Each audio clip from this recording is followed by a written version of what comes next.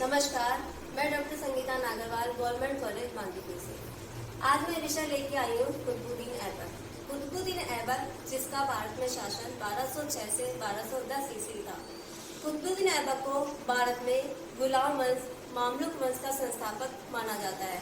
वास्तविक रूप में कुतुबुद्दीन ऐबक ही दिल्ली सल्तनत का संस्थापक था। कुतुबुद्दीन ऐबक को पढ़ने से पहले हम इसकी पृष्ठभूमि के बारे में जानकारी कर लें। देखिए, 712 ईस्वी में भारत पर पहला आक्रमण मोहम्मद बिन कासिम का हुआ। उसके बाद 1000 से 1027 के बीच महमूद गजनी ने भारत पर 17 बार आक्रमण किए। इसके बाद 1175 से 1206 के मध्य मोहम्मद गौरी ने भारत पर आक्रमण किए। इनमें सबसे प्रमुख आक्रमण 1192 ईस्वी का तराइन का द्वितीय, जिसमें पृथ्वीराज चौहान तृतीय की पराजय हुई। नेक्स्ट युद्ध 1194 ईस्वी में जो कन्नौज में हुआ था, चंदावर का युद्ध, जिसमें मोहम्मद गौरी ने जयचंद गढ़वाल को बुरी तरह से हराया। इन दोनों युद्धों में मोहम्मद गौरी की सहायता उसके दास कुतुबुद्दीन ऐबक ने की। कुतुबुद्दीन ऐबक इन क्षेत्रों को जीतकर वापस अपने साम्राज्य चला गया और पीछे से उसने अपना भारतीय विजित क्षेत्रों का उत्तराधिकारी कुतुबुद्दीन ऐबक को घोषित किया। अब सवाल यह उत्पन्न होता है कि कुतुबुद्दीन ऐबक कौन था? कुतुबुद्दीन ऐबक जो भारत में गुलाम वंश का संस्थापक था। वास्तविक रूप से ये एक कुतुबी तुर्क था। इसकी माता तुर्किस्तान से आए थे। कहा जाता है कि कुतुबुद्दीन ऐबक को बचपन में एक व्यापारी द्वारा खरीद लिया गया। यह व्यापारी इसको खरीदकर निशापुर ले गया। निशापुर के काजी फखरुद्दीन अब्दुल अजीज कुकी ने इसे खरीद लिया और इसको शिक्षा दीक्षा दी। फखरुद्दीन कुकी की मृत्यु के बाद उसके पुत्रों ने कुतुबुद्दीन ऐबक को बेच दिया। गजनी में मोहम्मद गौरी ने कुतुबुद्दीन ऐबक को खरीद लिया।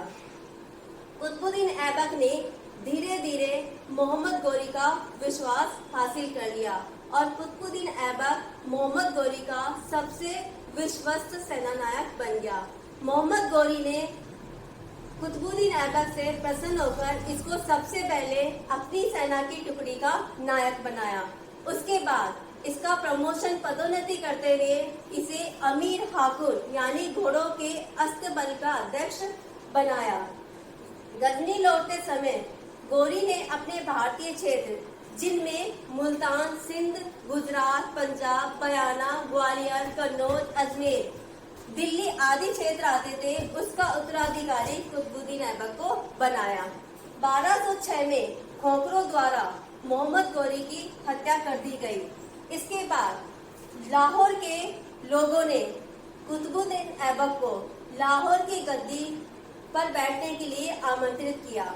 1206 में मोहम्मद गौरी की मृत्यु के बाद कुतुबुद्दीन ऐबक ने लाहौर में अपना राजारोहण करवाया, लेकिन इसके बाद भी कुतुबुद्दीन ऐबक ने अपने आप को सुल्तान घोषित नहीं किया। उसने सिर्फ अपने आप को मलिक और सिपह सालार की पदवी से सुशोभित किया और ना ही उसने अपने नाम के सिक्के डलवाए और ना ही खुतबा पढ़वाया। कुतुबुद्दीन ऐबक के सामने मोहम्मद गौरी के बाद अनेक समस्याएं सामने आई। अभी तक ये एक गुलाम था, तो सबसे पहले उसने अपने दासत्व से मुक्ति पाने का प्रयास किया और उसने नासरुद्दीन महमूद गौर को कहलवाया कि वो उसको दासत्व से मुक्ति प्रदान करे। नासरुद्दीन महमूद को इस समय ख्वारिजम के शाह के आक्रमण का भय था और उसने आसानी से कुतुबुद्दीन ऐबक को 1208 में दासत्व से मुक्त कर दिया और उसको छत्र भी भेंट किया। अब कुतुबुद्दीन ऐबक के सामने और भी अनेक समस्याएं थी। इसमें प्रमुख समस्या थी तुर्क अमीरों का विरोध, जिसमें नासरुद्दीन कुबाचा, ताजुद्दीन याल्दोज, खिलजी तुर्क प्रमुख थे। उसके बाद सीमांत सुरक्षा भी इसके सामने खड़ी थी, जिसमें एक तरफ ख्वारिजम के शाह के आक्रमण का भय था और दूसरी तरफ खोखरों का। तीसरी समस्या गजनी क्षेत्र व लाहौर की थी। अभी तक लाहौर गजनी क्षेत्र में माना जाता था और इसलिए गजनी के शासकों का लाहौर पर आक्रमण करने का भय था। नेक्स्ट समस्या थी हिंदू सामंतों की समस्या, जिसमें गुजरात के भीम द्वितीय, कालिंजर का परवर्ती देव, कन्नौज का गैडवाल, अजमेर व दिल्ली के चौहानों की समस्या इसके सामने खड़ी थी। अब एक एक करके इसने अपनी समस्याओं का समाधान करना शुरू किया। सबसे पहले उसने नासिरुद्दीन कुबाचा से अपनी मुंह वाली बहन का विवाह करवाया और उसको सिंध का सूबेदार नियुक्त किया।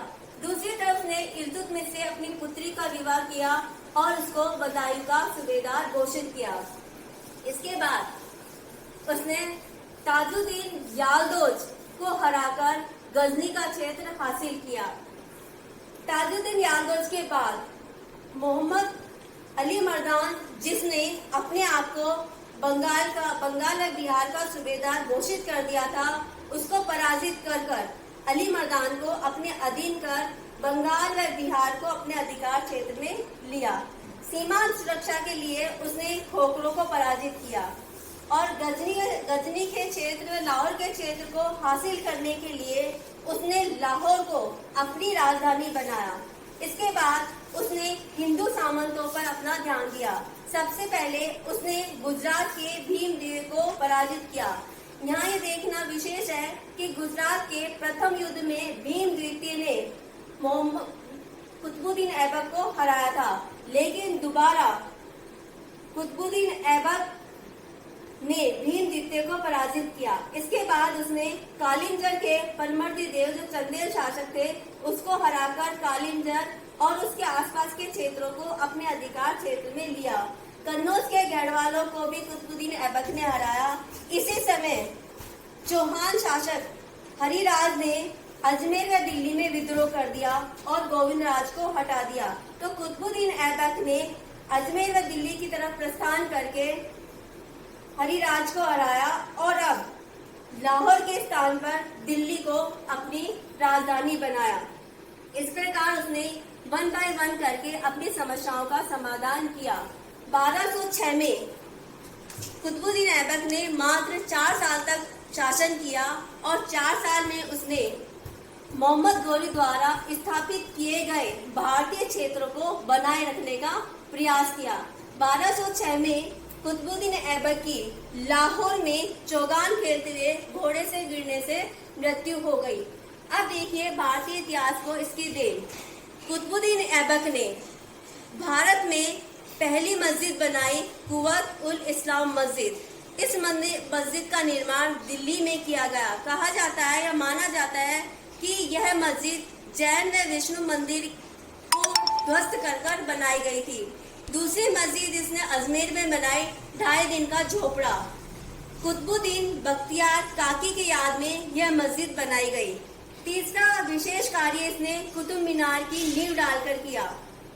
कुतुबुद्दीन ऐबक ने कुतुब मीनार की पहली मंजिल बनाई, उसके बाद इल्तुतमिश ने उसकी दूसरी, तीसरी और चौथी मंजिल बनाई और उसके आगे का कार्य कुतुब मीनार का फिरोज शाह तुगलक ने किया। यह कुतुबुद्दीन ऐबक का इतिहास था। इसके बाद आगे का हम अगले वीडियो में करेंगे। धन्यवाद।